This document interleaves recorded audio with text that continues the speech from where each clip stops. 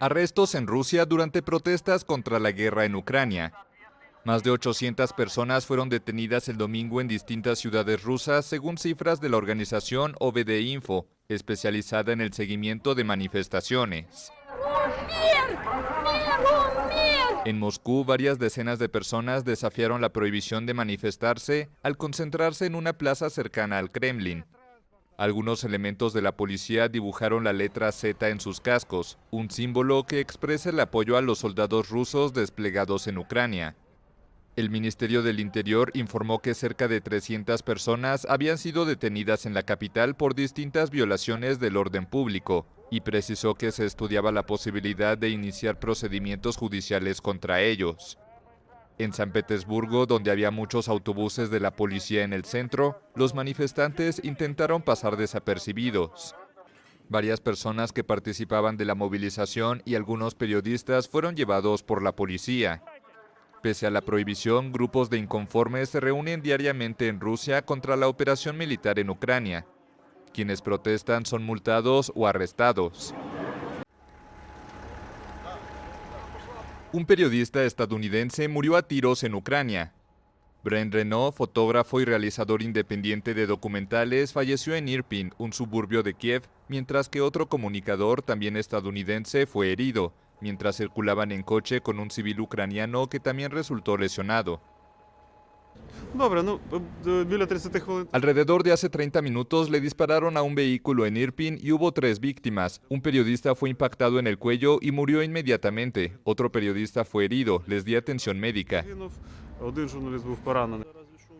El otro reportero herido, Juan Arredondo, dijo que habían ido a filmar a refugiados en la zona y cuando iban de regreso pasaron por un control de seguridad y les dispararon, sin precisar de qué lado pudieron provenir las balas. Las autoridades ucranianas acusaron rápidamente a las fuerzas rusas, pero de momento se desconoce de dónde procedían los tiros. El gobierno de Estados Unidos señaló estar consultando con Ucrania para determinar cómo sucedieron los hechos. Rusia amplía sus objetivos militares en Ucrania. Las tropas rusas atacaron el domingo la base militar de Yavoriv a unos 40 kilómetros al noroeste de Leópolis, destino de miles de desplazados internos y ubicada a unos 20 kilómetros de la frontera con Polonia, miembro de la OTAN. En los últimos años, esas instalaciones acogieron ejercicios con instructores extranjeros. El gobierno local informó que los bombardeos dejaron más de 30 muertos y 130 heridos, mientras que Rusia reportó haber eliminado a 180 mercenarios extranjeros y una gran cantidad de armas. Como a las 6:25 de la mañana escuchamos las explosiones, juntamos cosas personales y salimos de casa. Fueron unas 8 explosiones. Más al sur, en el estratégico puerto de Mariupol, en el mar de Azov, los habitantes enfrentan un asedio desde hace 13 días, sin que la ayuda humanitaria haya podido llegar. El alcalde de la ciudad informó que más de 2.100 personas han muerto en los ataques rusos, mientras que el presidente Volodymyr Zelensky dijo que un convoy con ayuda iba de camino, tras haber permanecido bloqueado por más de 5 horas en un control ruso el sábado. En Irpin, un suburbio del noroeste de Kiev, murió el periodista estadounidense Brent Renaud, y resultaron heridos otro reportero y un civil ucraniano. En tanto, las fuerzas rusas secuestraron al alcalde de Dniproruthne, en la región de Zaporilla, 2 días después de que otro edil fuera raptado. Más de 2.700.000 personas han huido de Ucrania desde que estalló la guerra, a las que se suman unos 2 millones de desplazados internos, según cifras del Alto Comisionado de la ONU para los Refugiados. Las negociaciones entre Rusia y Ucrania continuarán el lunes por videoconferencia, tras conversaciones entre ambas partes en Bielorrusia que se han centrado principalmente en cuestiones humanitarias, como la apertura de corredores para la evacuación de civiles. Nos es muy grato poder anunciar que la Embajada de los Estados Unidos en La Habana iniciará la reanudación limitada de algunos servicios de visado de inmigrante. Ese fue el anuncio hecho el jueves por la embajada estadounidense en Cuba luego de que el servicio permaneciera cerrado por 4 años. La mayor parte del equipo diplomático en La Habana fue retirado de la isla desde septiembre de 2017, Cuando el gobierno de Donald Trump argumentó supuestos incidentes de salud descritos como ataques sónicos que afectaron al personal y que después se reportaron en otras embajadas del mundo sin llegar a determinar sus causas. El cierre del consulado fue un gran golpe para los cubanos que se vieron obligados a viajar a un tercer país, como Colombia y Guyana, para solicitar el documento. Por ahora no se estableció una fecha para retomar el inicio de trámites. Mientras trabajamos para lograr este objetivo, la embajada en Georgetown, Guyana, seguirá siendo el principal lugar de procesamiento para los solicitantes de visas de emigrantes cubanos.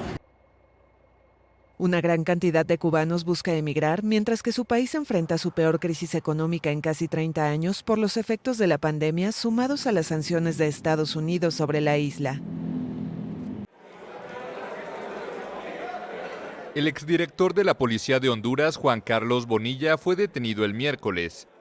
El Tigre Bonilla enfrenta un pedido de extradición en Estados Unidos y es señalado de supervisar las operaciones de narcotráfico en nombre del expresidente Juan Orlando Hernández, arrestado en febrero pasado.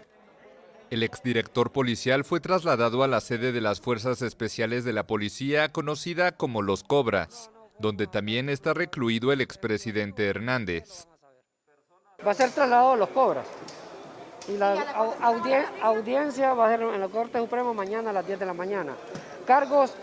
Dos cargos por sustancias de drogas y conspiración y manipulando conspiración para introducción de drogas a los Estados Unidos. Y el tercer cargo relacionado con armas y conspiración en uso de armas. Bonilla, quien dirigió la policía entre 2012 y 2013, fue mencionado como co-conspirador de narcotráfico en el juicio en el que el exdiputado Juan Antonio Tony Hernández, hermano del expresidente, fue condenado a cadena perpetua en Nueva York. El exmandatario, quien también es requerido por la justicia estadounidense, niega los cargos y asegura que las acusaciones se basan en declaraciones de narcotraficantes y asesinos confesos que fueron extraditados por su gobierno. Sin embargo, en los juicios de Nueva York, Honduras fue calificada como un narcoestado por la participación de altas autoridades del gobierno, políticos y empresarios en el delito.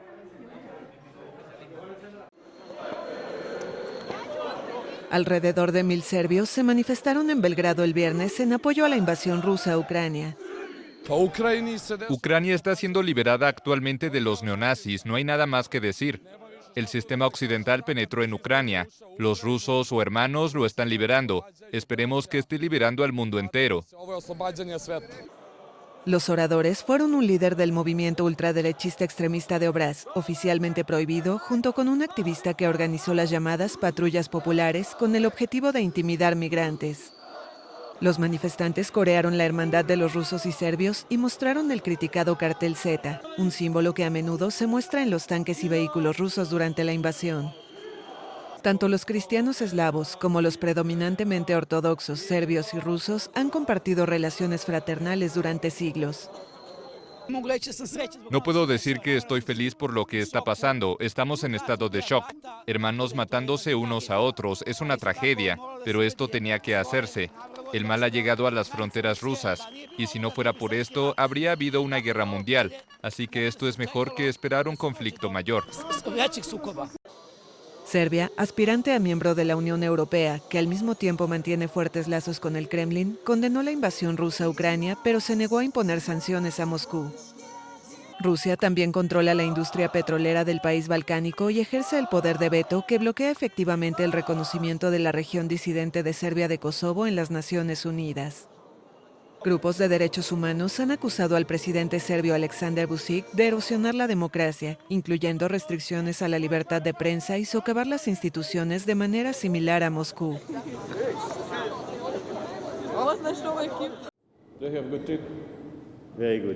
Rusia obtendrá sus objetivos en Ucrania por la negociación o por la guerra. Eso informó el domingo el presidente ruso Vladimir Putin a su homólogo francés Emmanuel Macron. Según una fuente de la presidencia francesa, ambos mandatarios mantuvieron una conversación telefónica de 1 hora con 45 minutos, en la que Macron encontró a Putin muy decidido a conseguir sus objetivos, entre ellos lo que el presidente ruso llama desnazificación y neutralización de Ucrania. Macron instó a Putin a que su ejército no pusiera en peligro a civiles de acuerdo con el derecho internacional, algo que según el dirigente ruso no está pasando. El mandatario francés respondió diciendo que es el ejército ruso el que está atacando y que no tiene motivos para creer que el ejército ucraniano está poniendo en peligro a civiles. El presidente de Francia había expresado su preocupación por los ataques contra las instalaciones nucleares ucranianas, después de que el 4 de marzo las fuerzas rusas asediaran la mayor central de Europa en Zaporilla. Putin recalcó que no era su intención atacar centrales nucleares ucranianas y dijo que está dispuesto a respetar las normas del Organismo Internacional de la Energía Atómica.